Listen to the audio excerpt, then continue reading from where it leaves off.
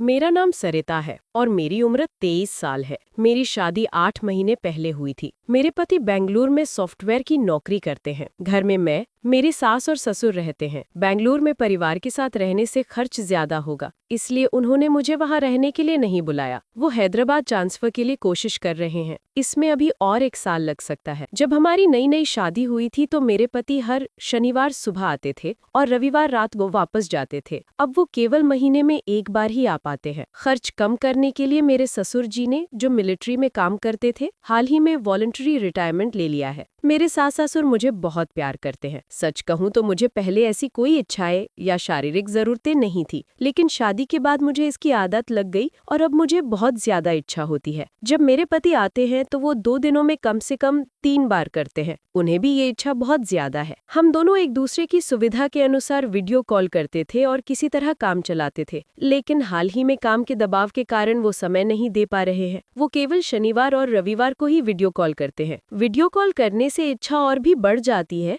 लेकिन शरीर की आग शांत नहीं हो पाती है। एक पुरुष का स्पर्श मिलने से जो सुख मिलता है वो अलग ही होता है। मैं इसी तरह समय गुजार रही हूँ और भगवान से प्रार्थना कर रही हूँ कि जल्द ही उनका ट्रांसफर हो जाए। उस दिन शनिवार की रात 9 बजे के बाद मेरे पति को वीडियो कॉल करना था। मैंने अपना खाना खत्म कर लिया और अपने बेडरूम में उनका इंतजार कर रही। 9:30 बज गए, लेकिन उनका कॉल नहीं आया, तो मैंने खुद ही कॉल किया। उन्होंने बताया कि वो अपने दोस्त की बर्थडे पार्टी में है, इसलिए कॉल नहीं कर पाए। उन्होंने कहा कि आज रात वो वहीं रुकेंगे। उन्होंने कहा कि वो कल यानी रविवार को अपने रूम पर आने के बाद मुझे कॉल करेंगे। जिस उम्मीद से मैं इंतजार कर रही थी वो टूट गई और मुझे बहुत निराशा हुई। मैंने मोबाइल में रील्स देखते हुए लेटना चाहा। थोड़ी देर बाद मुझे प्यास लगी। आज मैं अपने रूम में पानी की बोतल रखना भूल गई थी, इसलिए मैं पानी लेने के लिए हॉल में रखे फ्रिज के पास गई। तभी मुझे सास ससुर के कमरे से करहाने की आवाजें सुनाई दी। अंदर क्या हो रहा है ये मुझे समझ आ गया। फिर भी मेरी उत्सुकता रुकी नहीं और मैं खिड़की के पास जाकर उनकी आहें सुनने लगी। अब्बा, ऐसे ही करो। मेरी सास की करहाने की आवाजें साफ सुनाई दे रही थी। मैंने खिड़की के तीनों पल्लों को ध्यान से देखा। शायद एक खिड़की पर कुंडी नहीं लगी थी, वो थोड़ी सी खुली हुई थी, इसीलिए अंदर की आवाजें बाहर सुनाई दे रही थी। मैं अपनी उत्सुकता रोक नहीं पाई और थोड़ा खुली हुई खिड़की को और थोड़ा खोलकर अंदर झांका। अंदर का दृश्य देखकर मेरे पूरे शरीर में जैसे बिजली का झटका लगा। मेरी सास का नाम मीनाक्षी है। उनकी उम्र 45 साल है और मेरे ससुर का नाम वीरया है। उनकी उम्र 47 साल है। ससुर जी मिलिट्री बॉडी के साथ लोहे की छड़ जैसे मजबूत दिखते हैं। सास जी मोटी हैं, लेकिन आकर्षक अंगों वाली हैं। मेरे पूरे शरीर में सिहरन दौड़ गई। मुझे हवा में तैरने जैसा अनुभव होने लगा। उनका काम खत्म होने के बाद सास उठकर बाथरूम चली गई। मैं अपनी बोतल लेकर अपने कमरे में वापस चली गई। मेरे अंदर की इच्छा बहुत बढ़ चुकी थी और मेरा पूरा शरीर गर्म हो रहा था। उस उम्र में भी ससुर जी उस काम को इतना एंजॉय कर रहे हैं। सच में मेरी सास बहुत भाग्यशाली है, मैंने मन में सोचा। सुबह 8 बजे उठकर मैं बेडरूम का दरवाजा खोलने ही वाली थी। सास ससुर हॉल में बैठकर कुछ बातें कर रहे थे। मैंने दरवाजा थोड़ा सा खोलकर सुनना शुरू कर दिया। सास कहती है, जब तक आपने मिलिट्री में काम किया आपने मुझे भूखा रखा। आप साल में कभी 1 बार आते थे। क्या आपको पता है कि मेरी इच्छा कितनी बढ़ जाती थी? अब उस पर मेरी रुचि कम हो गई है, इसीलिए जो जिस उम्र में होना चाहिए वो उसी उम्र में होना चाहिए। ससुर जी कहते, मुझे भी वैसा ही महसूस होता था, पर ड्यूटी के लिए दूर रहना तो जरूरी था ना। तुम्हारे लिए ही तो मैंने वॉलंटरी रिटायरमेंट लिया है मीनाक्षी। बेटे की शादी की जिम्मेदारियां भी पूरी हो गई हैं, अब हमें रोज एंजॉय करना है। सास फिर कहती है, अब जाकर आपने मुझ पर मेहरबानी की है, पर घंटों घंटों काम करने की ये उम्र नहीं रही बाबू। अब से तुम्हें सुख देना और 20 साल का कर्ज चुकाना ही मेरी ड्यूटी है। ससुर जी कहते हैं, मैं तो अभी भी तैयार हूँ, दोपहर के खाने के बाद शुरू करना, घर के काम भी तो निपटाने हैं। ये सुनकर मैंने दरवाजा खोला और हॉल में चली गई। सोफे पर अगल बगल बैठे सास ससुर तुरंत थोड़े पीछे हट गए। सास ने मुझे टिफिन खाने को कहा। मैंने कहा कि मैं ब्रश करके खाऊंगी। टिफिन खाने के बाद सास और मैंने मिलकर घर के सारे काम पूरे किए और हम तीनों ने खाना खाया। फिर वे थोड़ी देर आराम करने के लिए कमरे में चले गए। मुझे समझ आ गया था कि वे क्या करने वाले हैं।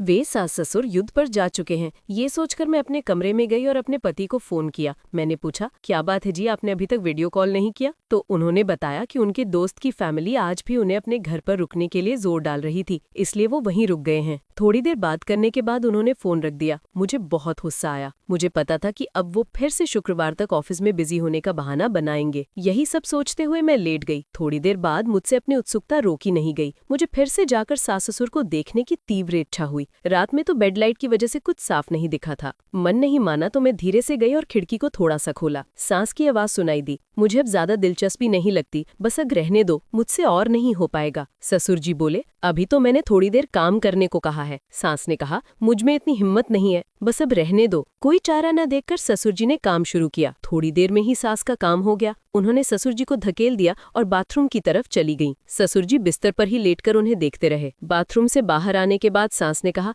बाप रे, मुझसे नहीं हो पाएगा आपको संभालना। ससुर जी ने पूछा, तो मैं एंजॉय कैसे करूं? सांस ने ससुर जी का सिर सहलाते हुए कहा, वो बात नहीं है जी, मेरी उम्र बढ़ गई है और मुझे उतनी रुचि नहीं है। मैं आपको निराश नहीं करना चाहती, इसीलिए थोड़ा बहुत काम के लिए हाँ कह देती हूँ। ससुर जी अब लेट गए। जैसे ही सांस बाहर आई, मैं तेजी से अपने कमरे में चली गई। मेरे पूरे शरीर में झुनझुनी हो रही थी। मेरा शरीर इच्छा से हर पल आग उगल रहा था। शारीरिक सुख के लिए मेरा शरीर तड़प रहा था। मैंने अपने पति को कॉल किया और किसी भी तरह थोड़ी देर के लिए वीडियो कॉल करने को कहा। उन्होंने कहा कि वहाँ संभव नहीं है, प्राइवेसी नहीं है। मैं निराश होकर लेटकर सोचने लगी। मेरी आंखों के सामने ससुर जी का रूप ही घूम रहा था। मुझे लगा कि मेरे जैसी कम उम्र की लड़की की असीम इच्छाओं के लिए वो एक सही साथी हो सकते हैं। सास की अरुचि के कारण अत्यधिक निराशा में डूबे ससुर जी के हाथों दब जाने या उनके साथ शारीरिक संबंध बनाने की तीव्र इच्छा मेरे मन में जगी। लेकिन ये मौका कैसे मिलेगा? क्या मैं इतनी भाग्यशाली हूँ? यही सोचते और संकोच करते हुए मैं सो गई। दरवाजा खटखटाते हुए सास ने मुझे उठाया। उन्होंने बताया कि उनके मामा की मौत की खबर आई है, इसलिए वे विजयवाड़ा जा रहे हैं।